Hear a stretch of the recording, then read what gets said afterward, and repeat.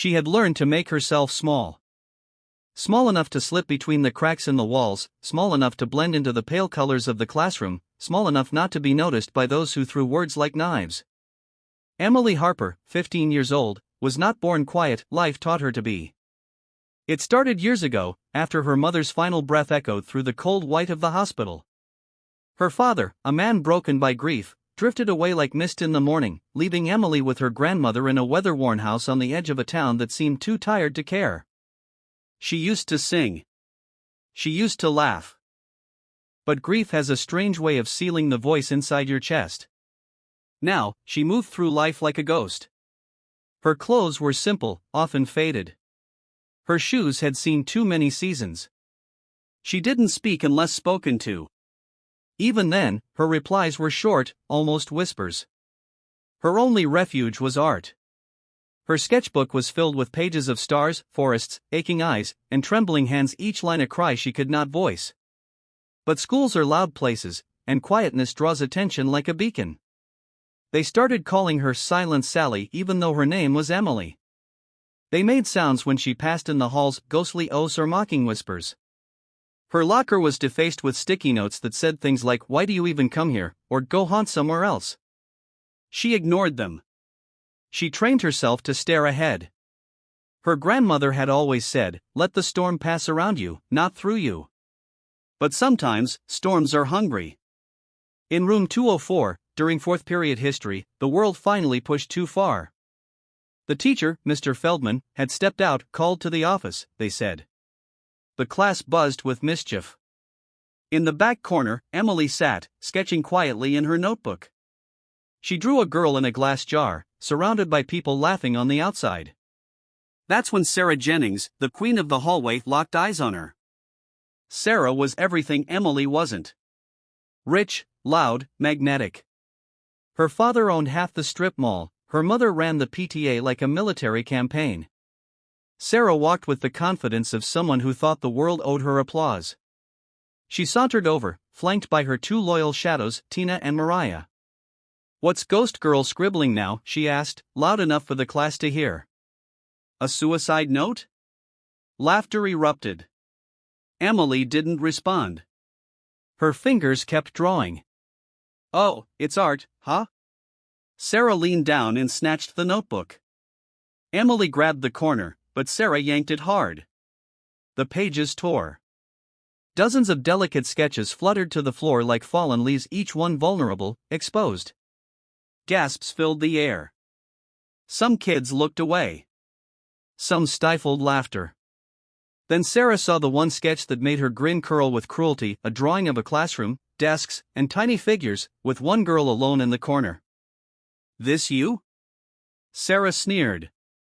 "So dramatic." Emily reached for the paper. Sarah pulled away. And then, it happened in a flash. With one sudden motion, Sarah gripped the collar of Emily's loose shirt and yanked it down. The fabric tore with a loud RIP, exposing Emily's shoulder, bra strap, and the burn scar she always kept hidden. A deep silence crashed into the room. Emily froze, heart thudding like a drum in a cave. Her chest heaved. Her face flushed with humiliation and fury. Her mind screamed, but her mouth stayed shut. Until something shifted. The weight of years, the echoes of insults, the loss of her mother, the abandonment of her father, the quiet she had swallowed, it all rose to the surface. And without thought or warning, her foot kicked out hard.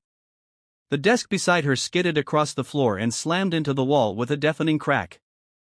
Every student went silent. Even Sarah flinched.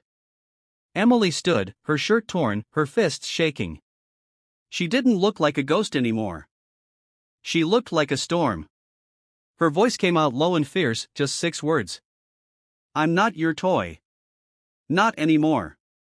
Backhand index pointing right. If you believe in kindness, second chances, and the quiet strength within us all, please like this video, comment your thoughts, share it with someone who needs to hear it, and subscribe to Soul String Stories, backhand index pointing left. Mr. Feldman burst in, his eyes wide at the scene, the torn paper, the pushed desk, the silence, and Emily standing in the center like a flame. "What happened here?" he asked, his voice stern. No one answered. Except Emily. She stepped forward. They ripped my sketchbook, she said.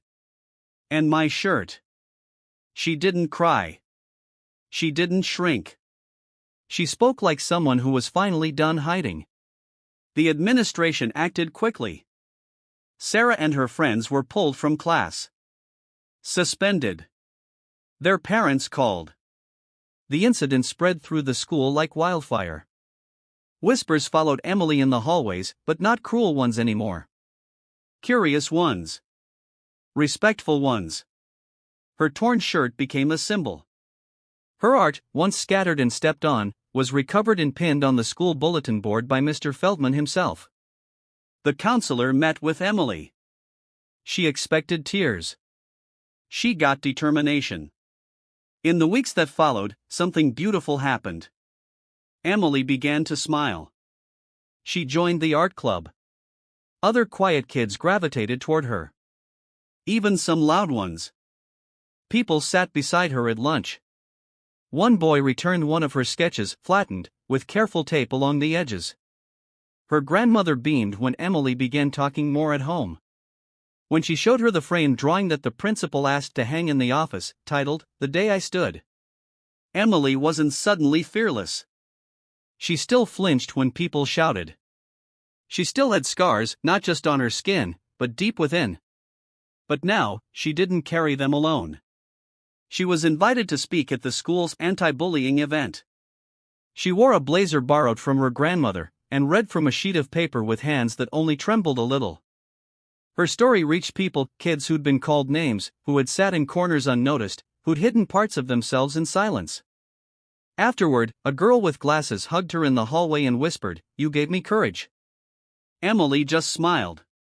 She had discovered something powerful, that your voice, no matter how quiet, can shake a room when it's finally heard.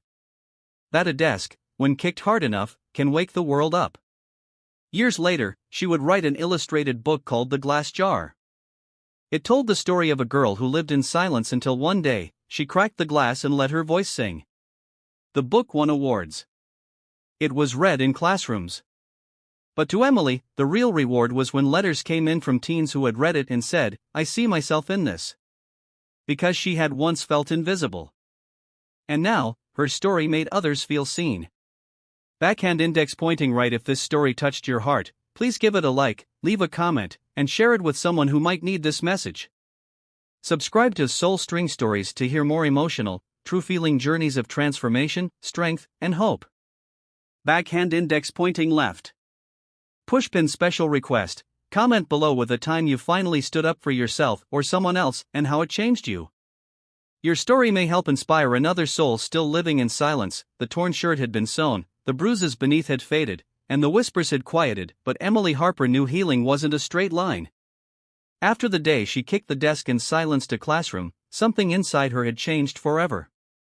Not just the way others saw her, but the way she saw herself.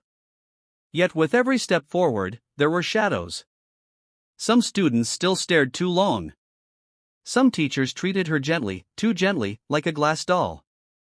And sometimes, when she passed by Sarah in the hallways, even though Sarah now looked away, Emily still felt the phantom sting of shame. Trauma doesn't disappear. It hides in the quiet moments, the silent echoes, the flickers of memory when you least expect them. But Emily no longer lived in fear.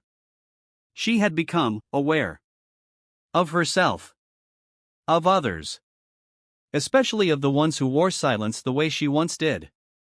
That's why she noticed her before anyone else did.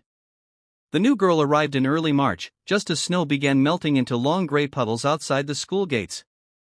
Her name was Layla.